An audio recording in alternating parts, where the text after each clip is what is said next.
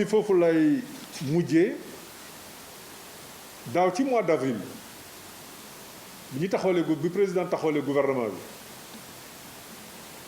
dafa ñu joxoon instruction pour nañu xoolaat suñuy document officiel ndax dafa am loo xam ni moom la ñuy ràññee réew te président doon koo xam ni il est très attaché à la transparence il faut que lépp lu ñuy def ñu teg ko ci yoon la ñu war a njëkk a def ci ñun ministère des affaires étrangères fii mooy la nga xam ne mooy dox suñu diggante ak bitim réew ñu fexe ba bitim réew gëm ko fexe ba bitim réew nangu ko fexe ba bitim réew boo demee ci biti yor këyitu Sénégal ñu fonk la ni ñuy fonkee yenn nationalité bu ñu ñëwee fii yor seeni këyitu réew ndax am na fi ay réew yoo xam ne xëy na tey du place tudd ko mais bu ñu la joxee këyitu ne la diw citoyen wu réew bii la boo xoolee këyit bi di nga respecté nit ka ndax wóor na la ni këyit bi pour mu ñu doon këyit bu ñu falsifié lu jafe la pour mu doon këyit boo xam ne dañu ko jox ko xam ne amu ci droit xëy na sa xel du ko nangu donte nag xëy na réew yépp ku ci nekk am nga say faiblesse ak sa force aussi président loolu daf ko yitteel maanaam dayuwaayu Sénégal moo tax ñu décidé ñu changer passeport diplomatique ci nag ba sori ci lool jàppoon nañu sax 4 avril bii passé war nañu mën a def premier lancement bi yàlla dogal ci mois d'avril bi mu fekk ñu ci situation bi nga xam ne yéen ñëpp xamoon ngeen ko mu ngi ci mbas bi léegi nii la mbir mi wàññeeku ñu tàmbaliwaat liggéey bi dañu ko mujjee suspendre 4 mois liggéeytuñu woon ci li jëm ci passeport yi léegi nag pare nañu du ngeen pare léegi dinañ leen won fi ñu ko nar a defaree muy passeport yoo xam ne li ma leen mën a wax ci gàttal ci wàllu sécurité ci biir xëy na mënuma détailler élément de sécurité yëpp du yoon mais daanaka moo billet de banque ñoo yem boo gisee suñu xaalis junni wala ñaari junni wala téeméer nga gis xaalisu bitim réew junni bu lu mu mënti nekk confiance bi nga war a am ci xaalis boobu ndax mesure de sécurité yi nekk ci biir yi nga gis ak yi nga gisul fexe nañu ba yi ëpp ci mesure yooyu mi ngi ci suñu biir passeport bu ngeen yéegee léegi ak techniciens yi du ñàkk am na ay élément d'explication xam dinañ leen ko jox dinañ ko lancer ci fan yi commencé ko defar am nañu yaakaar ndax jàppaguñu bés bi nga xam ni ci la passeport yi ñu yor léegi di arrêté ndax processus la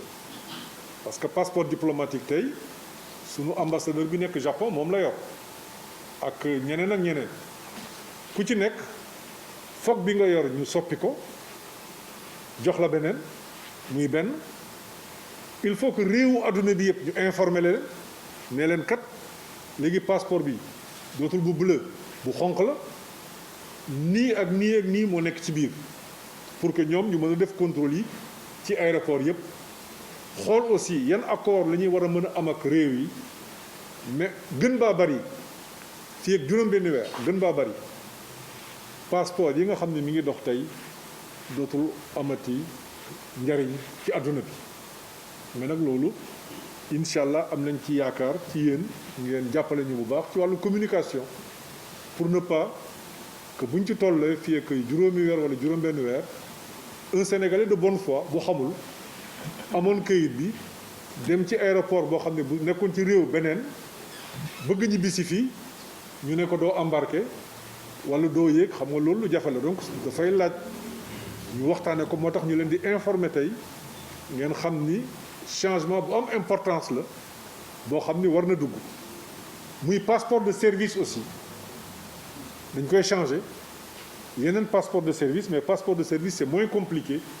parce que ñi ko yor ñëpp ñi ci ëpp ci ñoom ñu ngi fii ci biir Sénégal c'est des hauts fonctionnaires ñooñu mën nañu ko changer fii loolu moo amul jafe-jafe mais passeport diplomatique tey lu jafe la donc ñu ngi xool nan la ñuy changer les ñi nga xam ne ñu ngi fii ci biir Sénégal am ci droit ñu jox leen ay passeport yu bees nan la ñuy changer les ñi nga xam ne am nañu ay passeport nekk bitim réew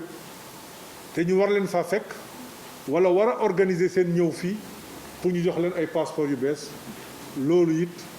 ñu ngi ciy liggéey et incha allah dinañu xool ak presse nan la ñu mën a organiser de bons plans de communication pour que bu ñu toll ci war ko dindi kenn ci ñun du jàpp ni def nañ loo xam ne dañ ko daf ko bett day doon loo xam ni ñëpp xam nañ ko ñëpp yëg nañ ko incha allah ci fan yu néew dinañ ñëwaat vers vous wax leen ni nii la ñuy organiser passeport diplomatique yu bees yi mi ngi nii mooy yi incha allah passeport de service yu bees yi mi ngi nii bii mooy passeport diplomatique bi bii la donc dinañ leen wax léegi caractéristiques yi bii mooy passeport de service bi nga xam ni fonctionnaires yi ñoom lañ koy jox kon gis ngeen ni xam nga bu ma tàllalee ñaar yi du ngeen xam ban moo ciy passeport diplomatique ban moo ciy passeport service waaw lii mooy ñaari passeport yi bees yi nga xam ni moom la gouvernement du Sénégal war a adopté ci weer yu gàtt incha allah ci fan yi rek dinañ commencé changer passeport yi pour autorités yi nga xam ne war nañu am passeport yu bees yëpp dañ leen ko jox ba jàpp nañu fin d'année incha allah yële yëpp dootul amati disons njariñ xanaa nga denc ko rek comme ni ñuy def billet de banque yi mais ne billet de banque bi moo fi nekkoon wala mais nag léegi dootul billet de banque bi billet de banque bële la loolu mooy li nga xam ni bëggoon nañ ko échanger ko yéen tey ma leen di sant di leen gërëm